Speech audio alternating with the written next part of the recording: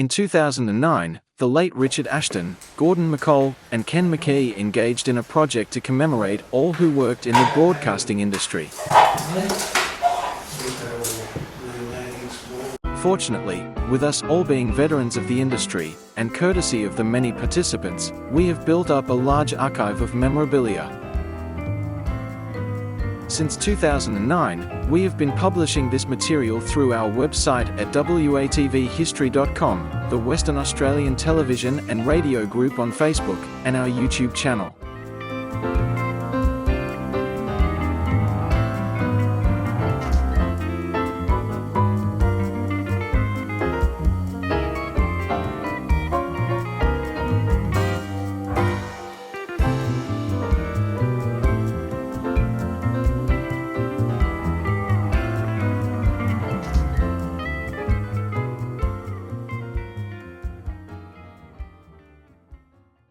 When television first started in Australia in 1956, the 4 commercial licenses were granted to newspaper proprietors, in both Sydney and Melbourne. Channel 9, Sydney, went to Frank Packer's The Daily Telegraph. Channel 7, Sydney, went to a subsidiary of Fairfax, which owned the Sydney Morning Herald. Channel 9, Melbourne, went to a consortium which included 2 newspapers, The Argus and The Age. Channel 7, Melbourne, was originally owned by the Herald and Weekly Times Limited, owners of the Herald and the Sun. Then in 1959, Brisbane, Adelaide and Perth got their turn. Channel 9, Brisbane, went to Fairfax. Channel 7, Brisbane, went to Queensland Press, owned by the Herald Group. Channel 9, Adelaide, was owned by Rupert Murdoch, who also owned the News newspaper. Channel 7, Adelaide, was owned by the Advertiser newspapers, then controlled by the Herald and Weekly Times. Channel 7, Perth, went to a West Australian newspaper subsidiary. In 1959, the early TVW studios were surrounded by bush on Tuart Hill, well away from the built-up suburbia. The building was basic, with only one functioning studio, the then very small Studio 2. Studio 3 would not be equipped until 1963. Technicians and engineers worked unceasingly. Days, nights, weekends. Unloading, unpacking, assembling, wiring. Cameras, monitoring gear, master control equipment.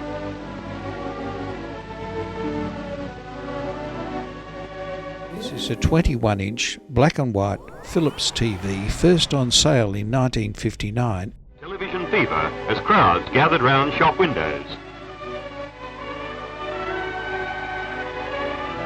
And inside, demonstrators displayed and explained television sets to prospective buyers. They were never short of a keen and interested audience. The solitary control room area comprised an audio mixing unit and a vision mixing unit, located next to each other in the area above the studio.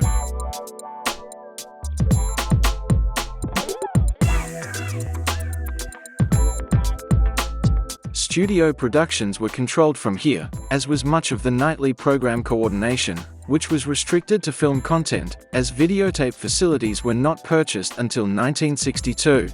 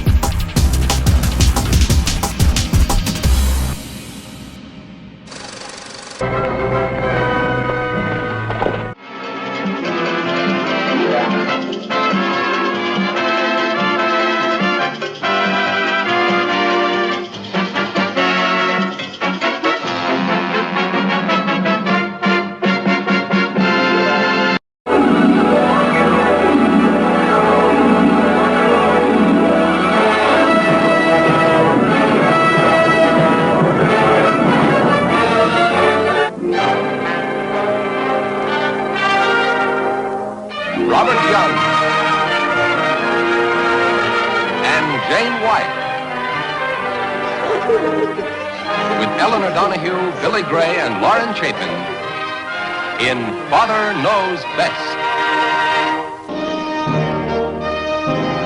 Cheyenne.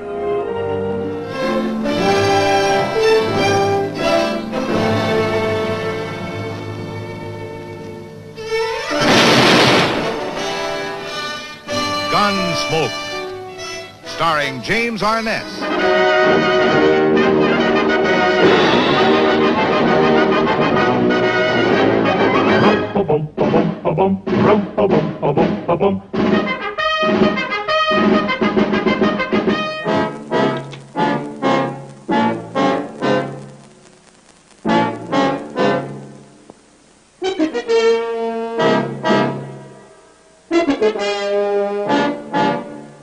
Leave It to Beaver. Starring Barbara Billingsley, Hugh Beaumont,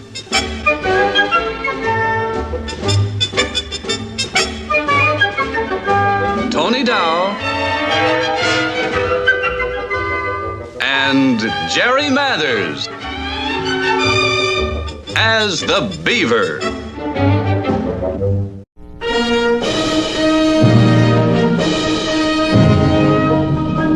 Maverick,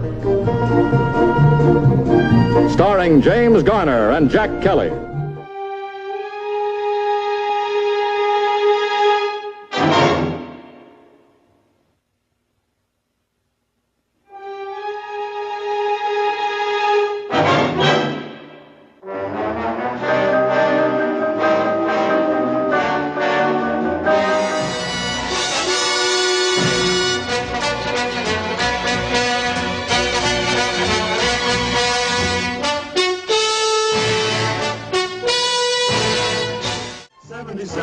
Sunset Strip, Starring Ephraim Zimbalist Jr., 77 Sunset Strip, Roger Smith, 77 Sunset Strip, Edward Burns, 77 Sunset Strip, co-starring Louis Quinn, Jack Willenbeer, and Robert Logan.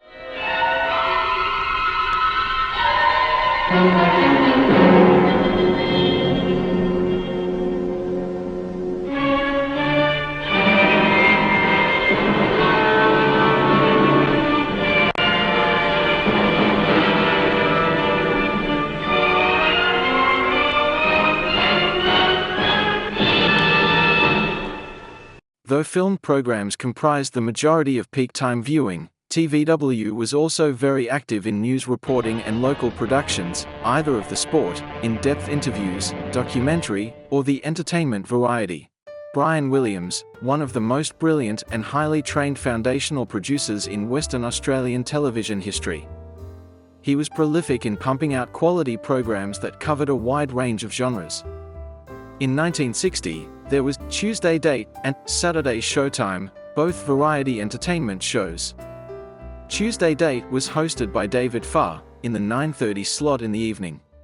In 1961, Do You Remember, was a trip down memory lane of Perth in the 1920s. With an entertainment emphasis. Carol Metcalf, née Draffin, appeared in Do You Remember, on a red velvet swing.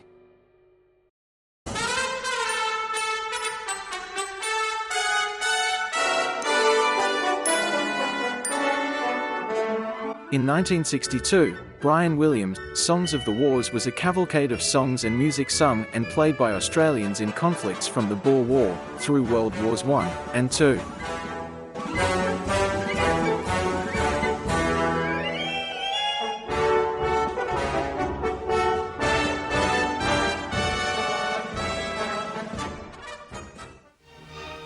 In 1963, TVW Studio One was first used for Invitation to the Dance. We extend an invitation to the dance. Also in 1963, Brian directed a version of Tchaikovsky's ballet masterpiece, The Nutcracker. Then there was Baptism of Fire in 1964, a one-hour documentary on the first ever naval engagement of the Royal Australian Navy when HMAS Sydney did battle with the German raider Emden off the Cocos Islands.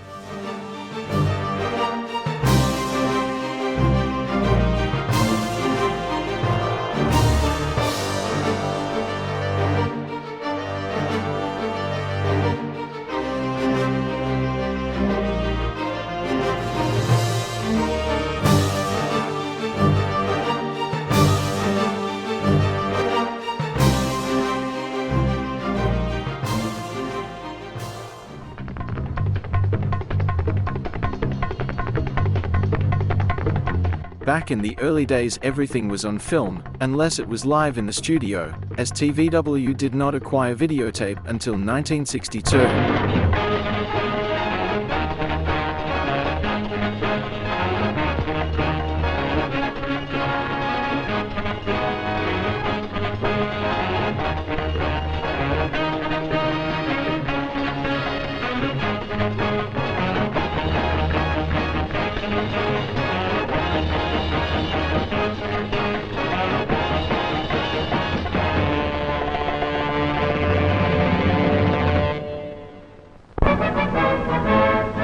TVW Channel 7's coverage of the 1960 Rome Olympics represents an extraordinary effort at a time before satellite communications, and the station having no videotape facilities for another 2 years. Film was the only form of recording events, which then had to be flown back to Perth, processed and edited for broadcast. The station had only launched in October 1959, meaning it was less than a year old when the Rome Games began in August 1960. Hello Australia, this is Sid Donovan speaking from the green slopes of Monte Mario, overlooking the Olympic Stadium in Rome. By the time you see this film, this vast arena will be packed to capacity with more than 110,000 spectators and the pick of the world's athletes. Yes, the 17th Olympics are about to begin, and the world is waiting anxiously for the clash of the giants. This week we spoke with some of the favoured Australian competitors, and we can assure you that most of them are in excellent form. Our camera unit hopes to bring you a day-by-day film coverage and interviews with the leading Australians. Now meet the TVW team who will be bringing you Olympic Report. Here's Doug Burton, head photographer from West Australian newspapers, who will be doing some of the camera work and interviewing a number of the athletes. And here's Keith Milner, the all-important cameraman who will be shooting some thousands of feet of film during the Games to ensure a first-rate coverage. Well, Keith, everything looks set first-rate for a wonderful Olympic Games here in Rome. It certainly does, Sid.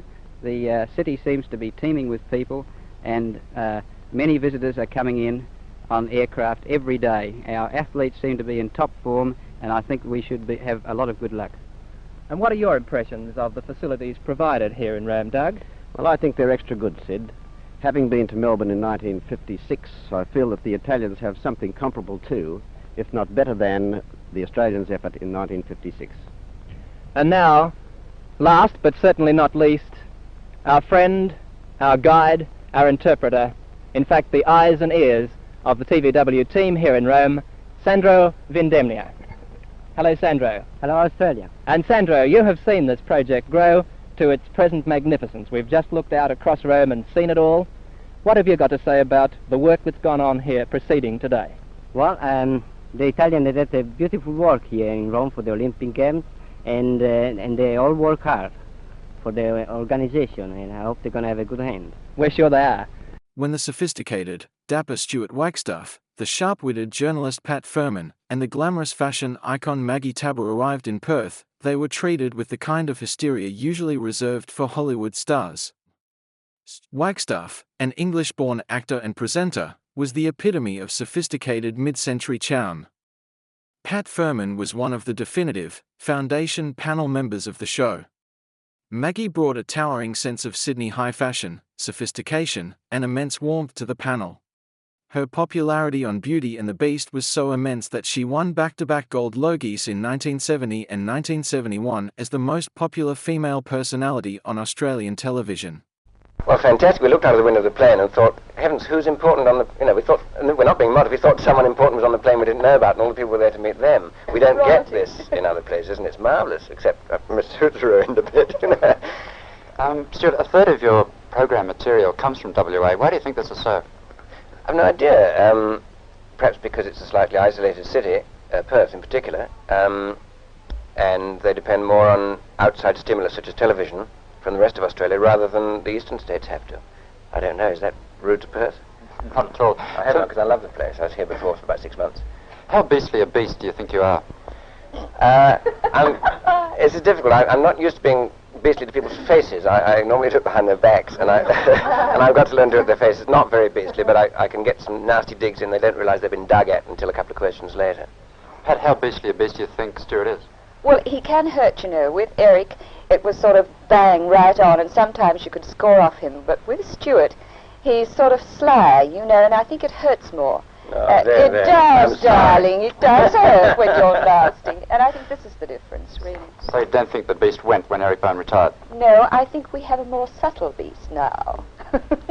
Maggie, do you get depressed continually talking about other people's problems? Good heavens, no. Do I look depressed?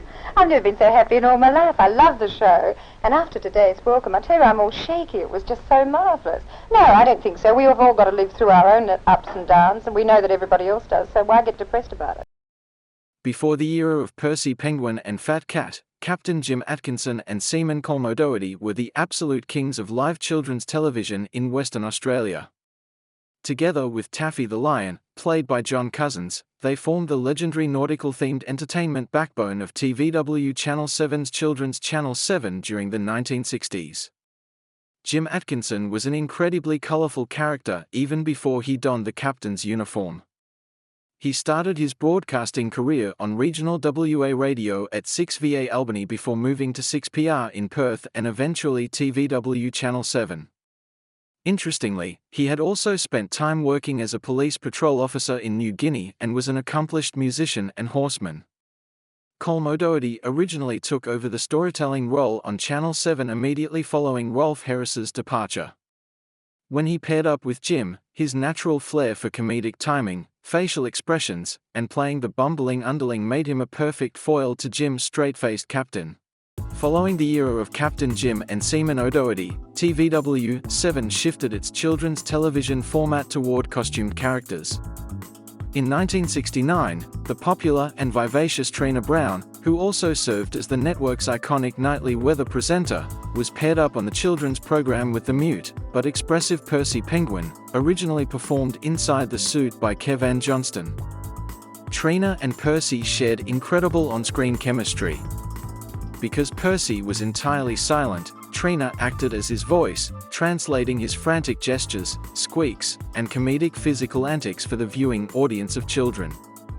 During the 1970s, TVW 7 capitalized on its massive local dominance by hosting giant family fun days on the grounds of the station's Stuart Hill studios. A centerpiece of these public events was the TVW 7 Hole-in-One competition.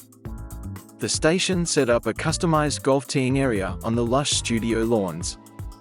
Members of the general public, local celebrities, and sports stars could buy tickets to attempt a miraculous hole-in-one shot to win major prizes and raise immense funds for local charities, laying the early groundwork for what would become the network's massive annual Telethon community events. The promotion of the hole-in-one competition by Trina Brown and Percy Penguin highlights the classic, community-driven programming that defined TVW Channel 7 during its golden era.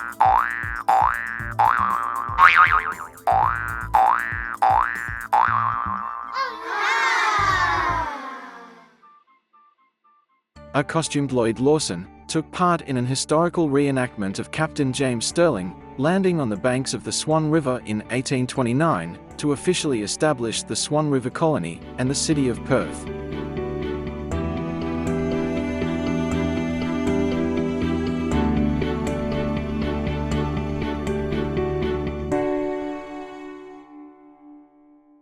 The year 1968 was a watershed moment for the technical and structural evolution of TVW Channel 7 at its Stuart Hill studios, defined by a massive physical expansion and an entirely new way of managing television presentation, by the introduction of semi-automatic program presentation coordination.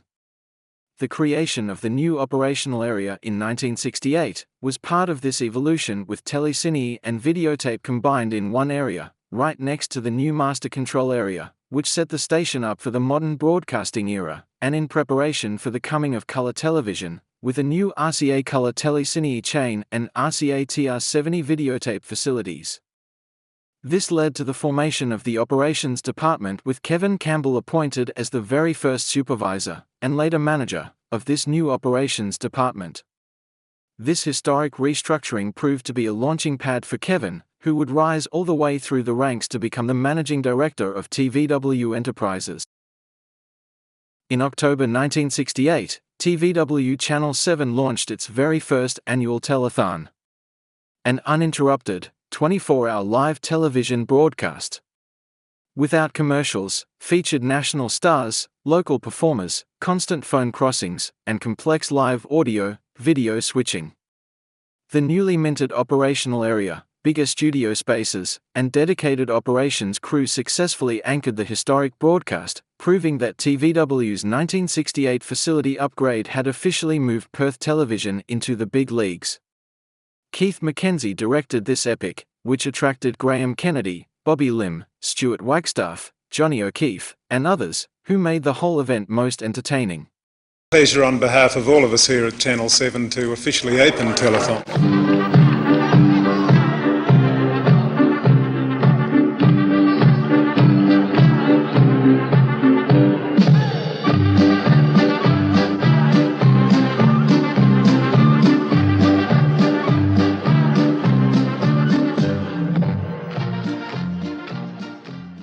TVW Enterprises purchased radio station 6AX in 1970. Following the construction and fit-out of brand-new, state-of-the-art radio broadcasting suites at the Chewart Hill Television Complex, the staff, equipment, and full broadcast operations officially migrated up the hill to Chewart Hill in 1971. The era spanning the late 1960s through the 1970s was the absolute zenith of children's television in Western Australia. When Trina Brown and Percy Penguin, and later Sandy Baker and Fat Cat, stepped out of the TVW Channel 7 studios to make public appearances. When Australia officially transitioned to colour television in 1975, TVW 7 executives realised that while Percy Penguin was a masterpiece in black and white, a monochrome penguin didn't fully show off the dazzling capabilities of colour. Enter the vibrantly orange, overall-wearing Fat Cat, introduced alongside the beloved new children's hostess, Sandy Baker. Channel 7 created, I think, not only the first television station, but they involved the public because we had so many big events. We became part of the people and the people became part of the station. Well, that was the instruction from McCartney to me. He said, we want the station to belong to the people. That was my instruction, go and make it a station that belongs to the people. And that's what we tried to do. Channel 7 really was a part of people's lives. They appreciated it and we appreciated them.